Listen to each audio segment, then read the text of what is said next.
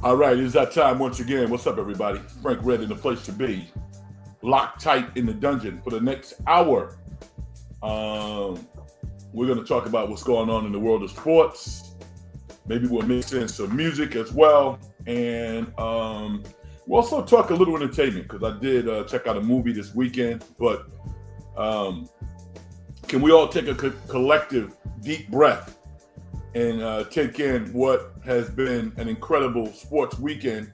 You can even extend that for over the past week. A lot of interesting things have transpired, and we're going to talk about it. For the folks who listen to my show, watch this show, the Golden State Warriors are a big topic, San Francisco 49ers, but we can talk NFL, college football, the 12-team tournament to reach a national champion has been set. I got some comments about that regarding the integrity of the 12-team tournament. And I think that some decisions were made to ensure that that level of integrity remains in place, because politics could have prevailed, but that did not happen. All right. We listened for the first time. My name is Frank Red. How y'all doing? And I'm trying to run the numbers up. So if you listen for the first time, hit the like button if you like the show. Sit back and check it out. Contribute to the show if you want to. You can hit me in the comment section about topics that I present to the audience. So maybe you might have something that you think is worth our time to talk about. That's all good as well. The biggest sports day, the biggest sports topic of the day, I think for this particular audience has to be the San Francisco 49ers getting back on the winning track, winning a game against the Chicago Bears 38-13. It really wasn't that close. It was total domination from the onset. By the end of quarter one, the 49ers were up 21-0. And they never really stopped. They got contributions from players who you know of, and they got contributions from players who you don't think of, i.e. Isaac Gorindo had 78 yards, average over 5 yards a carry. Early in the season, he couldn't even get on the field.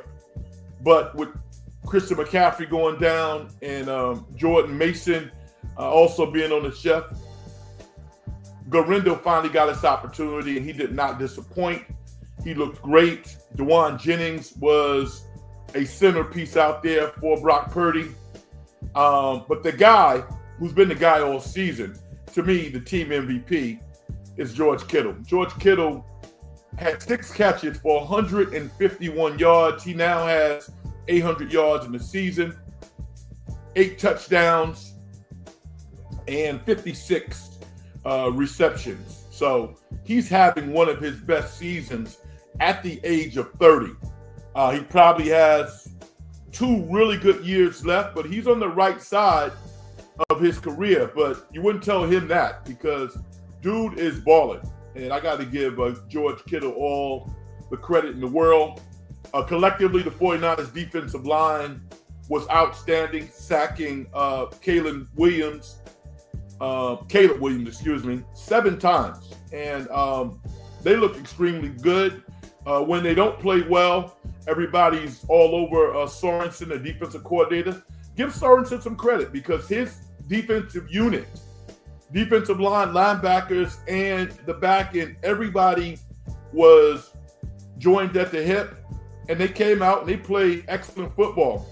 I actually went to the game today, and totally different experience being there live versus watching the game on television.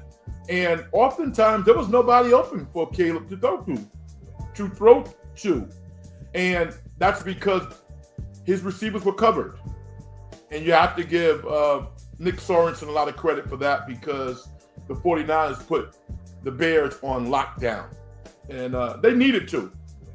Now, the 49ers are actually not out of this.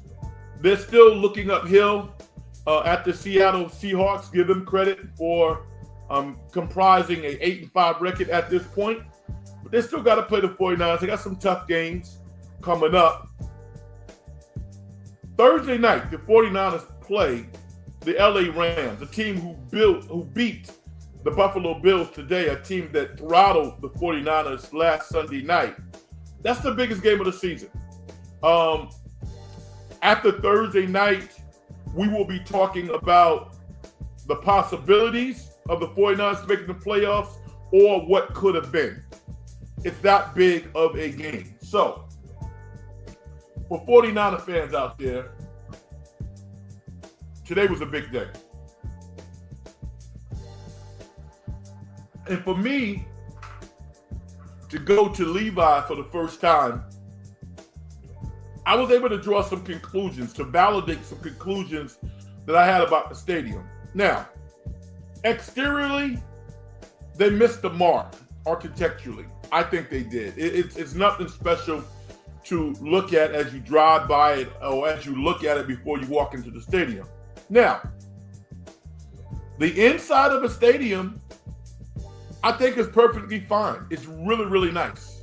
It really is. The service, the amenities, the clubhouse, all of that equated to me having an incredible time. So they did a good job on the inside. But architecturally, when you look at SoFi, you look at some of these other stadiums that have come onto the market, the Raiders' new stadium, they missed that. I don't know how they can solve that problem, because it is a problem to me. But the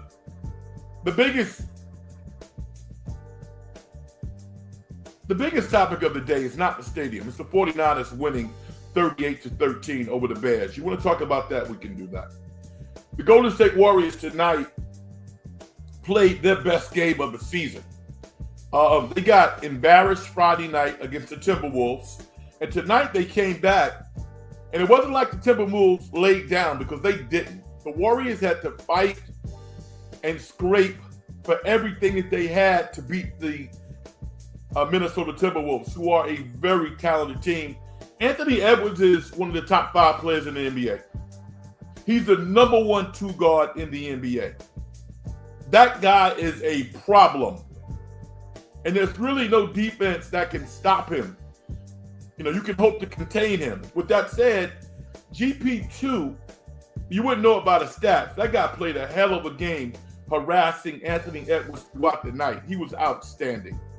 He really was. But so was the maestro of the Warriors, Stephen Curry. 30 points, big shot after big shot. When none of his teammates could make a shot, Steph Curry held the team close enough to the Timberwolves to give them a pulse, to give them the confidence that they needed. And in the second half, his teammates were able to rally behind him. For the first time in a long time, Buddy Hield had a good game, shot 7 for 13 from 3, had 27 points, and he's a hot and cold player. He's a streaky player. But he was on one tonight, and they needed him so badly. And I'm going to make a bold statement about Jonathan Kuminga. Jonathan Kuminga, for a very short period of time, resembled Scottie Pippen to me. I mean, you say, Red, what are you talking? No, I watched basketball. When Jonathan Kuminga was probing, you know, not just jacking up threes, I still think he takes too many, but when he was probing, looking for opportunities, not only for himself, but for his teammates, he was outstanding. And when he went to the basket with authority, finishing with dunks. He played a physical brand of basketball, and he played above average defense tonight. Jonathan Kuminga was a two-way player tonight against some of the best players in the league, i.e. Anthony Edwards. So, I mean, it's almost like the Warriors have been found out to a certain degree.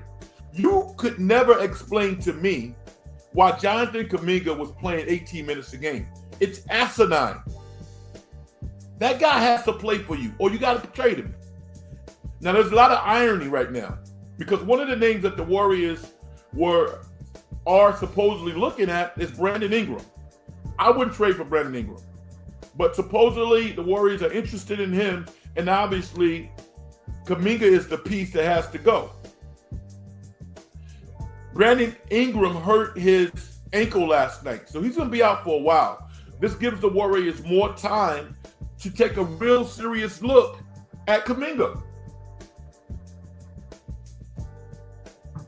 To look at him through a different lens, to see if there's a player who they can see long-term playing for their organization. Because he's a terrific talent. If he doesn't make it, everybody has failed. He got to take responsibility for it, but as an organization, as a coaching staff, the Warriors have failed that Jonathan Kuminga does not become an above-average player. My opinion. Let's go out and talk to the great Vicky. Vicky says, great games for both Bay Area teams. They both came out to play tonight. Buddy came out to play. I wish he would play like this all the time. Purdy came out to play as well. Yeah. I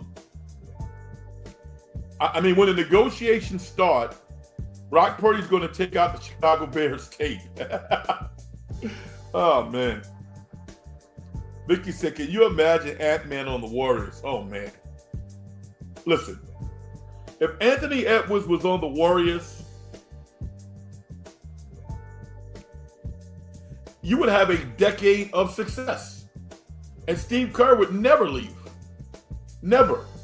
And I got to be honest. Let me tell you something. If you go back and you look at some of my tweets when I started tweeting, I don't know, 4 or 5 years ago, I said that I thought Anthony Edwards would be a good player, but I didn't think he'd be a great player. I was 100% wrong. I love being wrong because I'm right a lot. But I was really wrong on Anthony Edwards. And the conclusions that I drew stemmed from watching him play at Georgia. They were barely 500. He was not the playmaker that he is now. But maybe I had a fixated view on him. I really don't know. But what I will tell you is I was wrong. This guy is a superstar. He's a superstar in a league that needs superstars. When you look at players under 25 years old in the NBA, there aren't a lot of superstars. There really aren't. Which is why the Stephen Currys of the world, the Kevin Durants, the LeBrons of the world are so valuable to this league.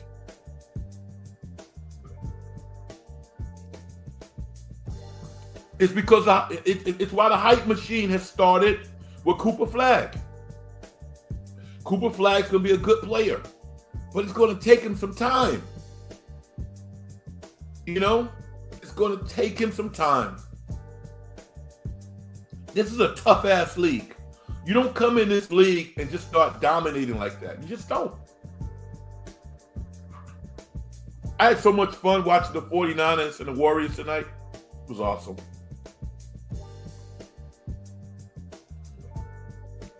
Vicky says, all the Kerr haters not saying anything tonight. You got his back. You know what, Vicky? You got to see it both ways. Kerr coached a masterful game tonight. How many coaches could try all of the different combinations that he threw out there tonight? Not many. I mean, he was turning rocks over, looking for needles in a haystack, you know, drawing up plays that they ran at Arizona. I mean, he did whatever he could do to squeeze out a win against the Minnesota Timberwolves because they were up against it. Can you imagine the Warriors playing as well as they played tonight and then losing this game? And then they got to get on a plane and go and play a bloodthirsty, hungry Houston Rockets team. They got get back on their, they got payback on their mind from what the Warriors did to them last time. This was a big game. The Warriors not only won the game, but they might have saved a couple of players. Buddy Hield looked like a G League player, let's be honest. And tonight, he looked like the player that I think he should look like all the time. I saw him thinking on the court tonight, making intelligent plays for the first time since like the first couple of weeks of the season. He was outstanding. And as a result, Stephen Curry was fresh. Because Steph took control at the end because he was fresh. As much as I like Moses Moody, I did not have a problem with Kerr sitting him down tonight. You know, he had a smaller rotation. He needed to have some defensive-oriented players in there. And, you know, my thing is don't put Moody in the icebox. Next game, give him the same opportunity early to see what he can do. But I had no problem with how he coached Moses Moody tonight. They needed to win. And in spite of what he said, he didn't play Pods as much. It isn't like Pods is this, this gift from God. He's another good player. But it's not like the Warriors can't win without him. That was ridiculous. They can. Keys, what's up, brother? He says, what's up, Frank? Niners look great. Caleb played like he didn't deserve to be in the NFL. I mean, you got to explain yourself a little more because, like I said, I was there live. And I'm going to tell you, if you go back and you look at the All-22 or you look at, wasn't nobody open. The 49ers pass rush today looked like they had changed the players in the uniforms. That's how ferocious they were against the Chicago offensive line. I didn't think Caleb played bad. I honestly didn't. And he actually made a couple of miraculous plays. Think about this, Keys. He didn't turn it over. He did not turn it over. He had an average running game. I was actually mildly impressed with him today because there was nobody open. He might have missed his tight end a couple of times, but the 49ers played their best game of the season, which I guess is not surprising when you consider how poorly they played last Sunday. So it's not surprising, but they played extremely well. We'll have to see Hufanga back, smacking fools out there. We missed him. Absolutely. Yeah. And I mean, that was part of it.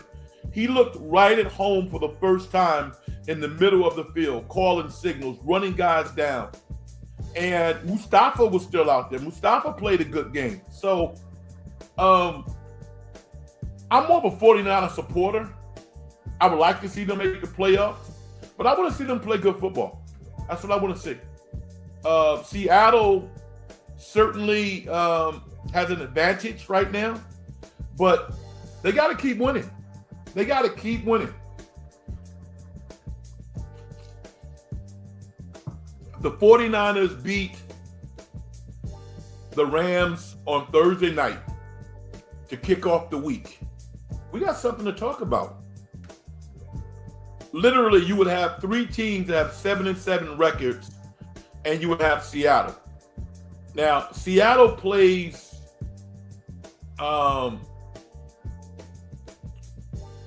I think they play Green Bay next Sunday. Yeah, they play Green Bay next Sunday. 49ers need some help. They need some help from Green Bay. I think Green Bay is a better team than Seattle. Seattle generally plays better at home. So, you know, give Seattle credit. If they knock off Green Bay next week, they're going to win the division, and the playoff talk will be put on the side, and the conversations will transition to whether or not the 49ers need a complete rebuild, or do they just need to tinker around the edges. When they get their healthy players back, you can expect them once again to be the top team in that division. We got a lot to talk about. Brock Purdy, listen, I've always said, even when Brock Purdy was being bantied about as a top 5, top 7 quarterback, I didn't believe it. I've always thought he was a top 10 quarterback. And I think he deserves a contract $40 to $50 million. And I believe that because as much as he bailed the 49ers out, the 49ers gave him the opportunity of a lifetime. Dude, you know how many coaches would have not even put him on the field because they wanted to be right? The 49ers said, yo, we screwed up on Trey Lance. Even if Trey Lance is not a bust, and that's debatable at this point, we think this young man is better. So we're going to put him on the field. And he shined. So $40 or $50 million to me is where I would like to see him sign. You know, a nice contract, a good teammate, great leader, and a good solid quarterback. I see quarterbacks I think who are better. But he's good. This guy's no slouch. He deserves to be paid. But $60 million, to me, that's crazy. Would not do that. Steve-O says Seattle has 8 wins. What did I say? They're 8-5. I don't know what I said. Did I say 7? No, I know what their record is. They're 8-5. But they got some tough games. They got the 49ers again at Levi. They got Green Bay coming up. It's not going to be easy.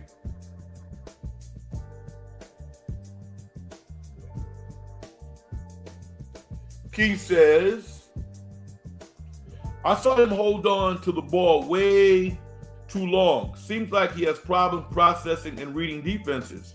On the other hand, can't even name his OC. So maybe he needs better coaching because he got weapons. Yeah, but here's the deal, Keith. Nobody was open. I'm at the game watching. The 49ers defensive line was all over him. And having Hufanga in combination with Mustafa, Ward was out there. The rookie from Florida State was out there. The 49ers defensive unit today was outstanding. So I challenge you to go back and look at the tape. Caleb Williams, he was holding on to the ball because nobody was open. Now you might say, you're ready, should have threw the ball away. Okay. I'm cool with that. But I mean, he had 2 touchdown passes, and no, he wasn't going to win the game, but he was processing the touchdown that he threw to his fellow rookie out of Washington. That was just like third progression. That was his third option. I watched him. Caleb Williams is a talented guy. He really is. You probably didn't see the Bills game. No, I didn't. But last week, the Bills looked better than KC. This week, they look like crap. Where do you see the Bills as a team? I think they're a top 5 team. Because they got a top 3 quarterback, you know, who might be the MVP. When I look at the NFL and I say, well, who are the top quarterbacks? Well, I'm going to say top 4. I got to include 4. In no particular order to me, Patrick Mahomes, Lamar Jackson, Joe Burrow, and Buffalo's quarterback. Those are the top 4 to me. Buffalo as a team, they're good. But am I shocked that they lost to the Rams? No, I'm not. No, the Rams have a damn good offense. That's what I said before. If the 49ers beat the Rams on Thursday night, we got something to talk about. We do, because it's going to take a terrific effort. Nakua and Kupp together as a combination, they're outstanding. As well as the 49ers played today against Chicago, they're going to have to match that effort on Thursday night, or they're going to get lit up. So Buffalo's good, but the AFC is so damn tough. KC, Buffalo, Pittsburgh, you got some teams out there. How good do you think they are?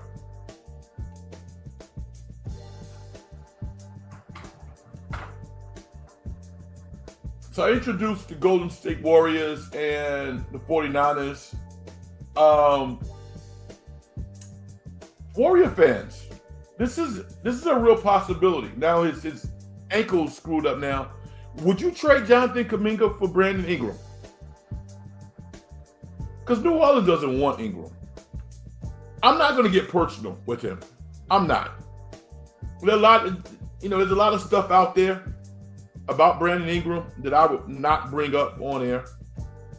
But if you watch Brandon Ingram when he played for Steve Kerr in the World Cup, it was not a great marriage at all. Steve Kerr stopped playing him. Stopped playing him because he wasn't producing. Now, the caveat to that whole Brandon Ingram possibly to the Warriors deal is his relationship with Jerry Stackhouse. Jerry Stackhouse, he has essentially known him since he was a kid. He played for Jerry Stackhouse's AAU team. I mean, he knows the kid extremely well. To what extent that matters or has a factor on the Warriors possibly trading for him, I don't know. He's not somebody who I would trade Kuminga for. He's just not. He's not.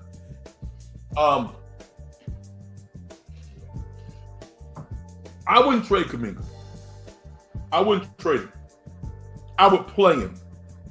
I would play him and run the risk of being embarrassed. So what? So what? You made a mistake by not playing the guy. He's going to make mistakes. So what? You can't name 10 players in the NBA who can do some of the things that Jonathan Kuminga could do. Not 10. Particularly in his age group.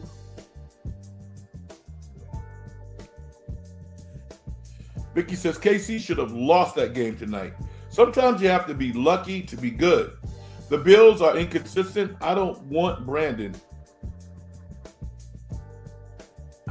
Ingram.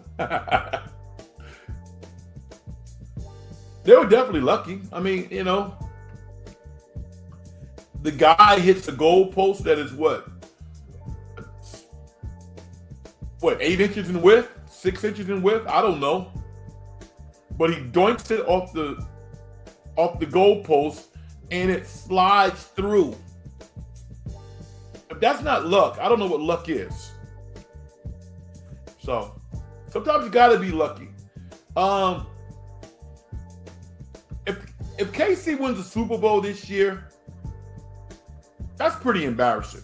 Because despite of their gaudy record, if you just looked at teams playing, even in the AFC, what would they be?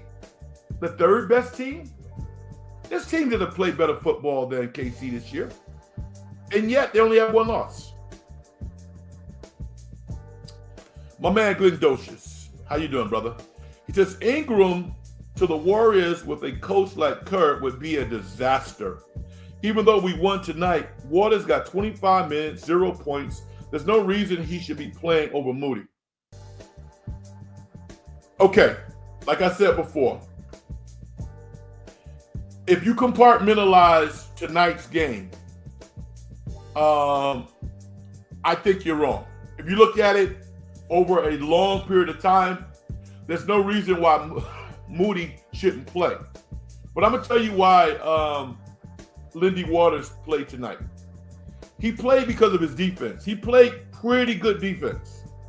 Even when Anthony Edwards was scoring, Lindy Waters was contesting those shots. He had some blocks inside. He had a couple of critical rebounds. he actually played a pretty good floor game. He did.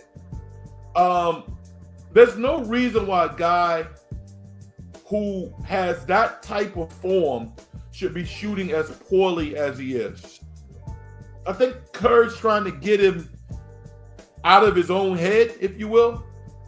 And if he wasn't playing defense and rebounding like he was tonight, he wouldn't be on the court. But I think if you look at Lindy Waters, he contributed to tonight's game. To tonight's victory. He really did. And Moody should have another opportunity on Wednesday night. Don't bury Moody. That's my thing. Don't bury the guy. But I didn't have a problem with Waters playing tonight. I thought Waters played a very good floor game. I thought he did. So we might disagree a little bit on that. Moody got hurt last game. He might not have wanted to play Moody. Yeah, and there was some comments on the telecast, and this goes out to you also, Glendocious, that apparently Moody on the bench in the second half? I don't know. I don't know if he was hurt. They didn't really talk a lot about it, but I don't know. Waters, I thought, played a good floor game. Now, 30 minutes has passed, and I have not talked about a big topic that's on my mind with regards to the Warriors. If you hear me talk about basketball, sports in general, but particularly basketball, because I coach basketball at a high level and I played the game at a high level, I was the first person talking about how soft Trayce Jackson-Davis is playing. Somebody else might come at you with a bunch of stats. Well, he makes 40% of his layups and 67% of his low post hooks. I don't care about any of that crap. I'm watching him play with my eyes, simulating those conditions, understanding how it feels to be in that situation. The kid plays soft defensively, and he does not attack the rim the way that he should. He should make 80% of his layups. 80. I hope this young man gets the message that Steve Kerr is sending him. Because I think that Trayce Jackson-Davis can actually make an all-star team. I still believe in the kid. But here's one thing that I know about basketball. You can play bad, but you can't play soft. At any level, you can play bad. All of us, any player, any sport is capable of having a bad run, but you can't play soft. You have to exhibit a high level of physicality on the basketball court, on the football field, or you can't play. Dude didn't get a minute. What kind of message is that? You better get it. Now, fortunately, because of who the Warriors are, he will get some more opportunities. But the clock's ticking. When he goes out on the court the next time, Wednesday night, I expect to see a tornado out there. Because think about it. What's the difference between Looney this year and Looney the past 2 or 3 years? He's in much better shape. He's not carrying around 20 extra pounds. So, as great an offensive rebounder as Looney has always been, he's even better now. And he has a better offensive game because Looney's in much better shape. He's playing incredible right now because he's in better condition. Trayce Jackson-Davis has no excuse. The other thing I told you about Trayce Jackson-Davis, it's inexcusable for any pro to shoot less than 70% from the free throw line. I'm sorry. I don't care. Shooting 70% from the free throw line is not hard. Draymond Green has been a totally different player last year and this year. Why do you think Draymond's making three-point shots? Because he's in the gym shooting them. That's why. He's serious about his practice. He understands all the intangibles, all the other stuff that I do is great, but I got to be able to knock a shot down.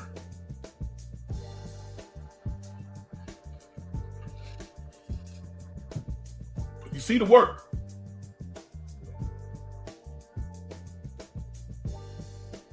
Draymond has been coaching Trayce Jackson-Davis. He will get it. I hope so. I'm a fan. Sweetheart kid. I mean, you hear him in interviews, disrespected coming out of the draft. Listen to Draymond. Dude is 6'10", lefty with an above average vertical, and he can't get 1 minute. Kerr and the rest of the coaches were sending him a message. His teammates were sending him the message also. We need you. We want you to play up to your potential. You cannot be a big guy in the NBA and play soft. You can't do it. Can't. It's unacceptable. Keys, any thoughts on the Giants signing Adames? Is that Adames? And the Mets just signed Soto for 7.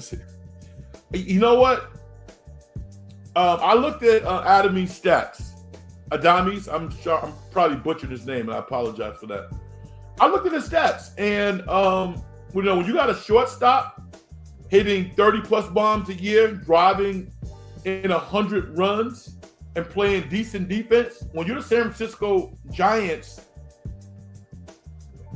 when you sign a guy to a long-term contract, not one of these BS opt-out after 1 year deals, you got to have a parade down Market Street, because free agents are not lining up to come here. So I got to give Buster Posey a solid A for his first move. That is outstanding. I don't care what position a player plays.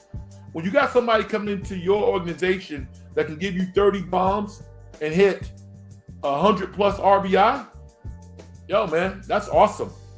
The Giants, and guess what? The Giants beat a lot of teams to the finish line. So Buster Posey, I mean, he's more than a centerpiece. He's proved that his name means something to the extent that he can go out and get players.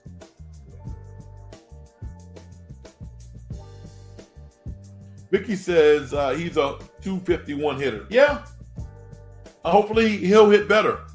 But he drove in 100+ RBIs at 30 home runs. They got a third baseman. I just hope they're not done. I hope they go out and get somebody else also. But I thought that was a good move. With regards to the Mets signing Soto, I mean, the money is so stupid in baseball. It's ridiculous. But guess what? I'm so happy for him. Good for him. I don't have a problem with the Yankees not matching that contract.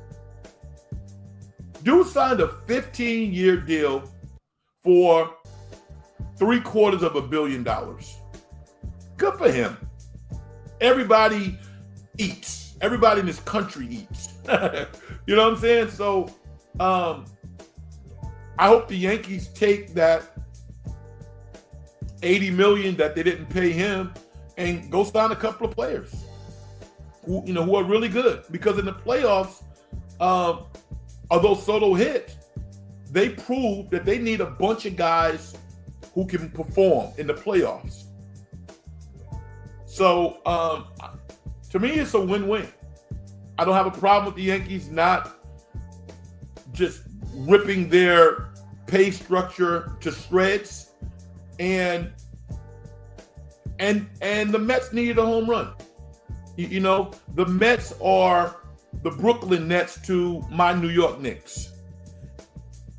That's who they are. And I grew up being a Met fan. But once I got old enough to understand the history of those two organizations, I mean, you know, the Mets historically have been the stepsister or the stepbrother to the Yankees. And that's not going to change by signing Soto. But it's a good start for them. So I have no problem with the Yankees not signing him to $765 million. That's a crazy number. Vicky says, I'm glad the Dodgers didn't get him. Yeah, I am too. I don't understand the math, Vicky. I guess when you got 81 home games and you're filling that place with 40,000 plus, you know, you got AI for advertising. I guess the money's there. It's sick to me. The Dodgers never run out of money. Now, you want to look something about fundamental investing. If you got a rich owner like the Mets have, and the Yankees and some other rich owners, literally, you could take $1 billion and put it into some type of fund and a relatively safe investment and just get the interest.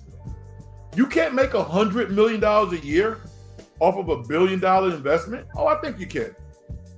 So, you know, to us, to regular people, these numbers are ungodly, out of worldly. But to people who know how to make money, I guess it's manageable. Keith says, it's kind of sad that MLB and the NBA players get paid more in guaranteed contracts compared to NFL players who have a way harder road to becoming pros. My take on that is everybody should get guaranteed contracts. Everybody deserves them. I don't want to take anything away from NBA players. I don't want to take anything away from MLB players. I want the NFL to get with it and start paying players. That's what I want. Now, if you say that players shouldn't have long-term contracts in the NFL, okay. If that's how you do business, fine. Then you're going to lose top-notch players every year. But if you make the team, your contract should be guaranteed. You know, past 1/20th of the season, 1/3 or whatever the case, your money should be guaranteed. These owners in the NFL sign 10-year contracts with networks, with advertisers. Why don't the players have that level of security? I'm a big fan of guaranteed contracts. I think you actually see players playing harder. I mean, Stephen Curry makes what, $60 million a year. Does he play is he any less focused? No. He doesn't have to worry about money. You know, all of these guys, including the coaches. It's a partnership and it's a business. I like guaranteed contracts.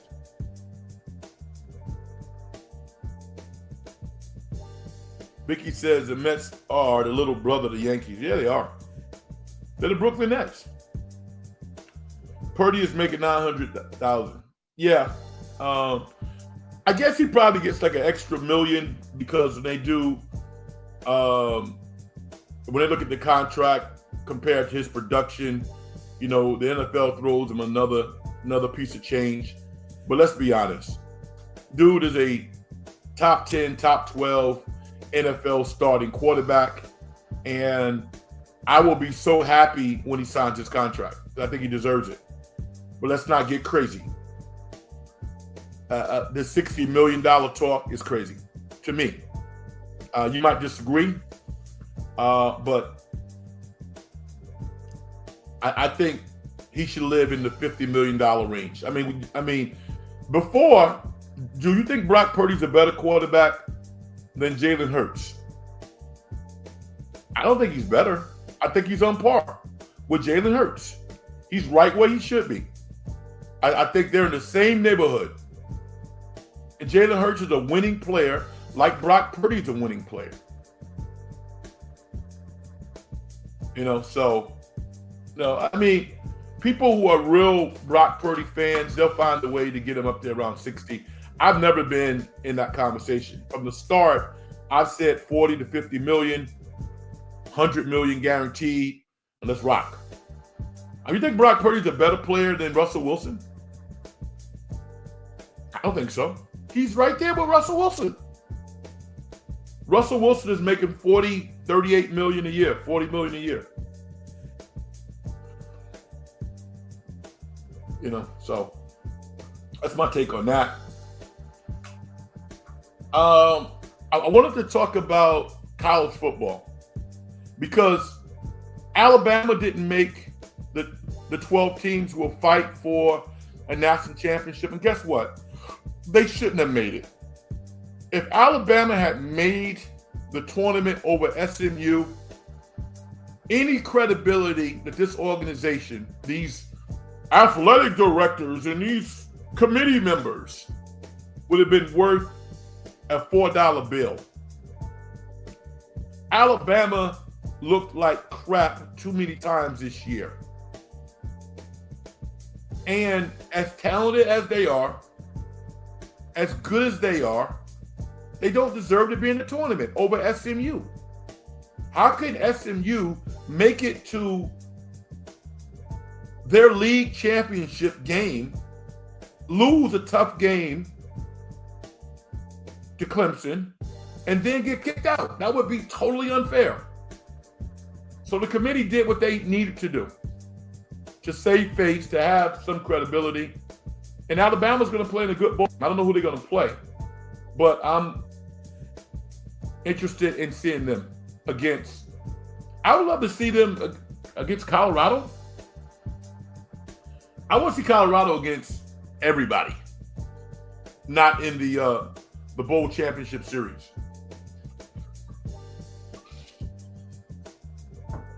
How do you feel about that? You think they did the right thing by including SMU, or did Alabama still pass the eye test to the extent that they should have been included in the top 12?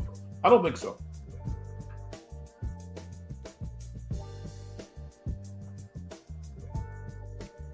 Oh, Keith, that came out already? I didn't see that. That's happening? Colorado versus BYU in the Alamo Bowl? Oh, man. That is outstanding. It's going to be a ratings winner, and the score is going to be like, what, 44-38? Something like that. Oh, man.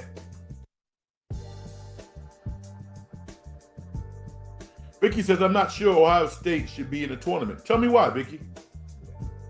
Why do you believe that? Because they lost to Michigan?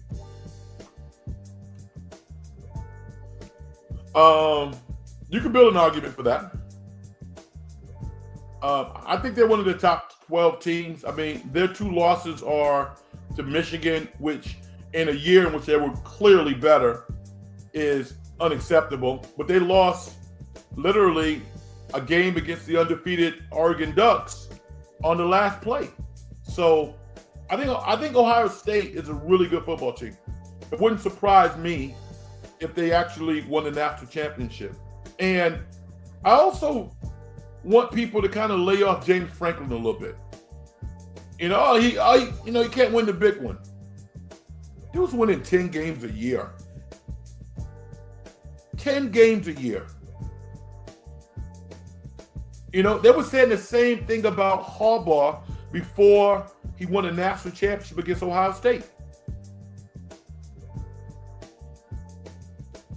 James Franklin has to live with his record. But it's not like he's laying down. His teams are playing like crap. You know, they lose some tough games. So I want to see how they perform in the tournament as well. But when people start intimating that maybe James Franklin's not the guy, I'm like, what are you talking about? Who are you going to hire? Look at Florida State. Bobby Bowden is rolling over in his grave right now. The great Bobby Bowden. Florida State? Are you kidding me? James Franklin went to Penn State and started winning right away.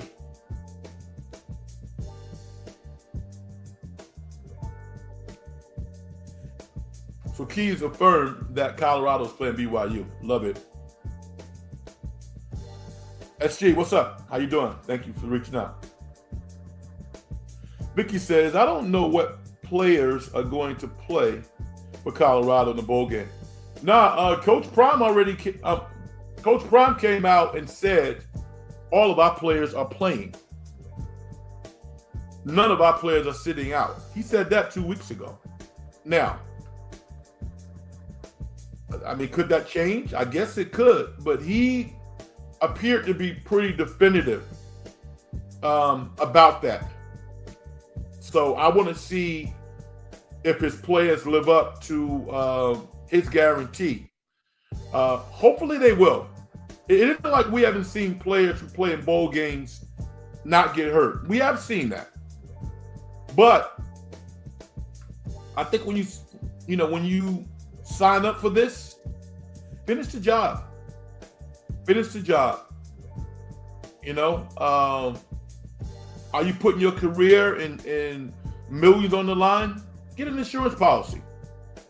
I think colleges with NIL should be able to navigate those waters to the extent if a player gets hurt, they should still be taken care of financially. But get out there and play. I'm not leaving any of my teammates. I'm not doing that.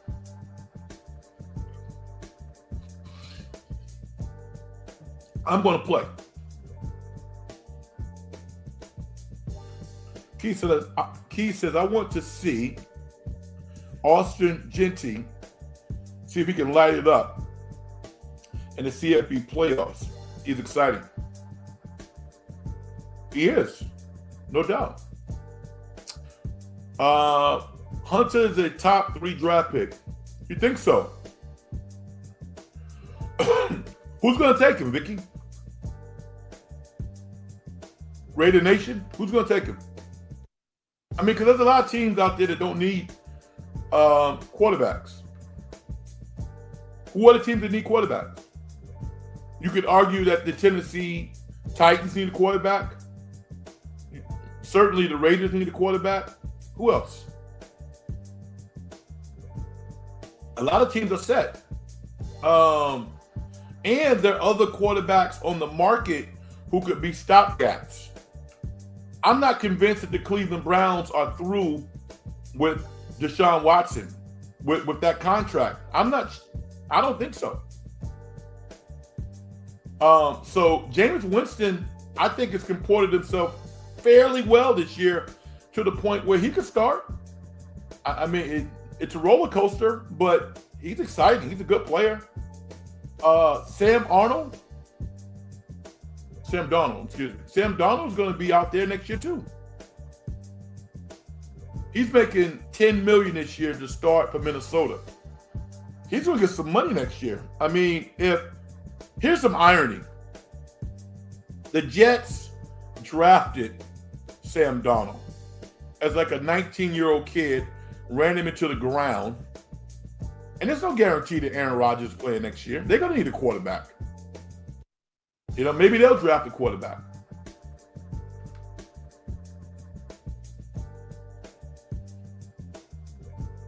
Ricky says, CB or wide receiver?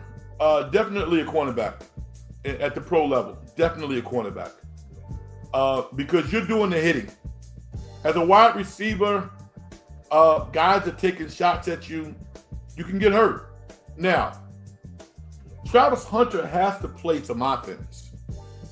And I mean, you'd be foolish not to have more than just some quote packages for him. The dude is a fantastic wide receiver, but he's a game changer as a DB. He changes the game.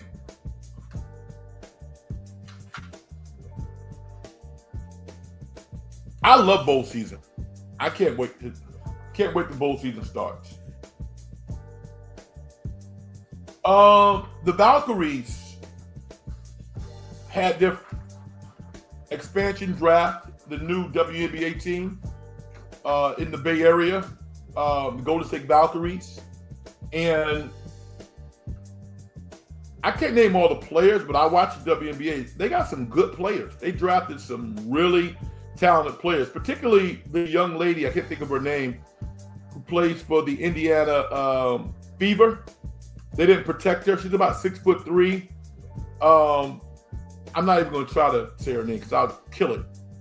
But she's about 6'3", good footwork, can score inside, plays good defense. And Kate Martin, we all know what that's about.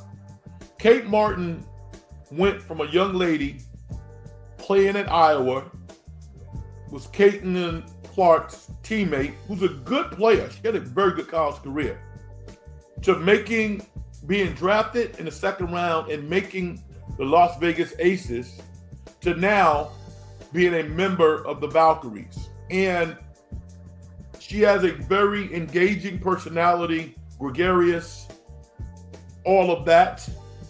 But and I think she's a promising player also. But WNBA fans love her. I'm not quite sure why she moves the needle like that. Maybe some of you guys might know, but they love her. And Joe Lacob is a smart businessman. He knows that love affair is going to migrate to the Valkyries. And she's a winner, but she's going to put some butts, but she's going to put fannies in seats. And that's really what it's all about. Without business, you don't have anything. So Kate Martin was a good get by the Valkyries, and it's more than basketball. Got a really quick movie review. I love storytelling. Regardless of what it is, it doesn't have to be warm and fuzzy and have a beautiful ending at the end. No, I just love storytelling, whatever it is. I find it very, very interesting. Let me get Keys in here first before I start talking. Raiders should sign Donald and draft Hunter. Wow. I believe Hunter is the best player in the draft. Keys, that's a brilliant move. The problem is they kind of screwed up last year by signing Gardner Minshew to what is a respectable deal. He got some nice guaranteed money. Maybe like 3 for 25 or 30. I'm not quite sure. But they got some money tied up. Are you sold on Donald? Are you sold on him? Because I think that Minnesota with Kevin O'Connell is a quarterback-friendly system. I'm not sure that the Raiders can develop a quarterback based on their personalities, based on the strife that is so heavy in that organization. Can they develop a quarterback? I actually would like to see Sam Darnold get big money to stay in Minnesota, maybe sign like a short-term 3-year deal for about $75 million, 50, 60 guaranteed, go in next year as a starter, and then, eventually maybe give way to J.J. McCarthy once he's ready, and maybe move on.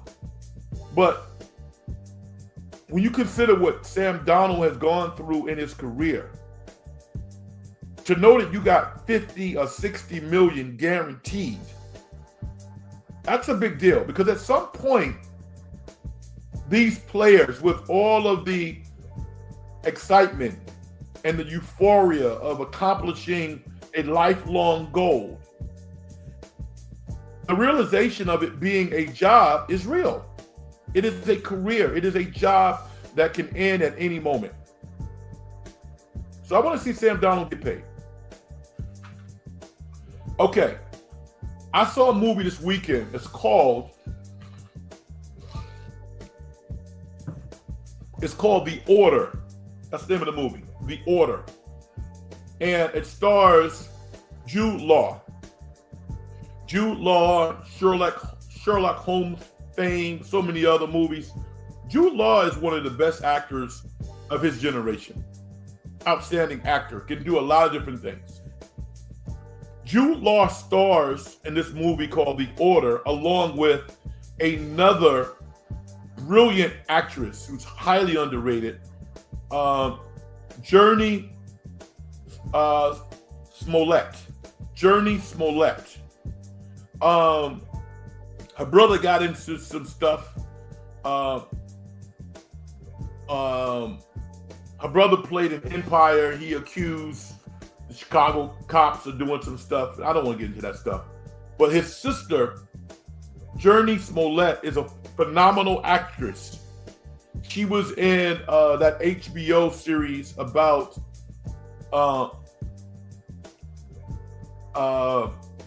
Black people growing up during the time of sundown times. I guess it's like during the 50s. That had mystical powers. I can't think of it right now, but it was really, really good. Jurnee Smollett and Jude Law play basically FBI agents who are trying to track down the bad guys, this offshoot of characters who have kind of broken off from the Aryan nation to do their own thing. And madness ensues in parts of California, Idaho, Denver, and well acted. And what's interesting about this movie is it's about a group of people who use this book as a premise, as a guide to accomplish whatever goals they wanted to accomplish. And this book, this is a real book that allegedly has some connection to the Oklahoma City bombings as well. So this movie is actually based off true events. I don't want to spoil it by getting too deep. The story is not unfamiliar. We've seen these types of stories in the past, but I acknowledge and I introduced this movie to you because it was so well acted. It's called The Order. Jude Law produced it. He starred in it. And Jurnee Smollett is outstanding as well. Check it out if you like independent films. We've covered a lot tonight. 49ers maybe have found lightning in a bottle. We'll find out Thursday night. It gives local sports talk, people working in the media, something to talk about over the next week or so. The Golden State Warriors, to me, had their best win of the season. The best win of the season. They're now 14-9, and maybe they found something again with Buddy Hield. Just put Kuminga on the court. Stop playing. Put him on the court, and he's going to get better. He really is. He says, Raiders messing around with these scrubs like Garoppolo and Minshew. I think Donald is better throwing and running. And he's only 27. There aren't any QBs in the draft I feel good about at all. Like I tell you before, I think that your idea is brilliant. Absolutely brilliant. Sign Donald and draft Hunter. I'm not mad at that. I'll sign up for that right now.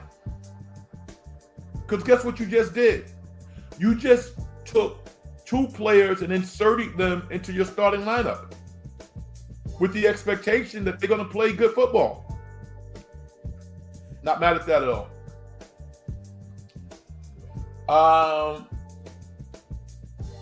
Next week, the game I'm looking forward to next week, the Eagles play the Steelers. I'm looking forward to that one. We're going to learn a lot about the Pittsburgh Steelers versus Philadelphia Eagles. So I'm looking forward to that. Once again, I didn't do a great job marketing the show, but that's on me. I take responsibility for that. Saying that, hit the like button, all right? We have not gotten 10 likes in any of the shows, which is kind of surprising to me. We generally hover around 7, 8. I don't even know what it means, but they tell me that the more likes you get, the more notoriety and possibly the more you become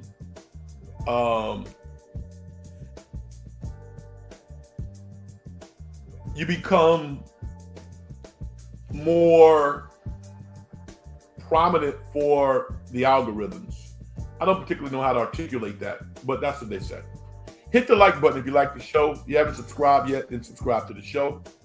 Follow me at Big Frank Red on X, on Twitter. I really appreciate it. I really enjoy doing what I do. I want to give a big shout out also to my man Larry Kruger, who, let me tell you something. I went to the 49ers game today in the morning, took public transportation. It is an all-day affair.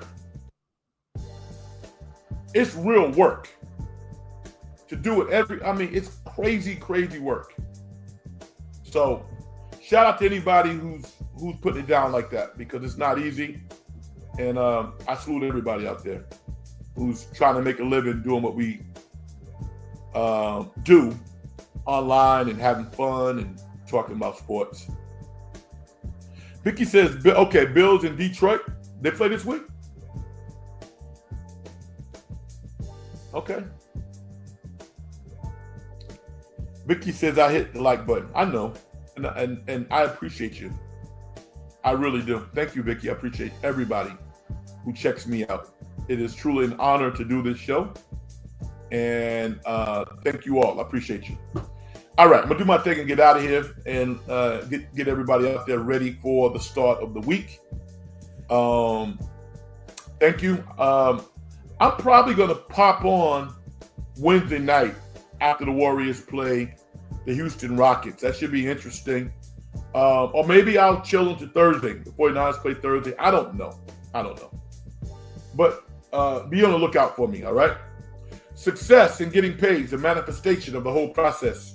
If you as an individual don't do things to help other people make their lives better, as far as I'm concerned, you haven't done nothing. My name is Frank Red, everybody. Thank you for checking out the In the Dungeon show. And I'll see you in the near future. Everybody have a great week. Peace.